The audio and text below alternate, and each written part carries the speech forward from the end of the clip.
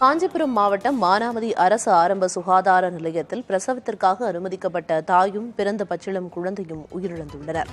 அதனால் அவரது உறவினர்கள் போராட்டத்தில் ஈடுபட்டு வருகின்றனர். கூடுதல் விவரங்களை நமது செய்தியாளர் இஸ்மாயில் வழங்க கேட்கலாம். இஸ்மாயில், தாயும் குழந்தையும் எப்படி உயிரிழந்தாங்க அப்படிங்கிற விவரம் தெரிய வந்திருக்கா? இப்ப போராட்டத்தில் ஈடுபட்டு இருக்கக்கூடிய உறவினர்கள் எதை வலியுறுத்தி இப்ப போராடி வராங்க? என்ன விவரம்?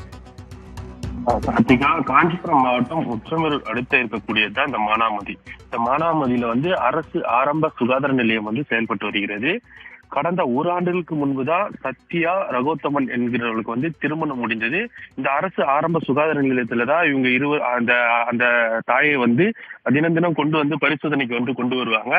இந்த நிலையில நேற்று இரவு பிரசவ வலிக்காக சத்யாவை மானாமதியில கூட்டுரோட்ல இருக்கக்கூடிய அரசு ஆரம்ப சுகாதார நிலையத்துல அனுமதிக்கப்பட்டிருந்தாங்க. கார்த்திகா, இவருக்கு பிரசவ வலி ஏற்பட்டது. அதனால பிரசவம் பார்க்க மருத்துவர்கள் முயற்சித்த போது பிரசவ வலி பிறந்த குழந்தை இறந்து விட்டதாக மருத்துவர்கள் அவருடைய உறவினர்களிடம் தெரிவித்திருக்காங்க.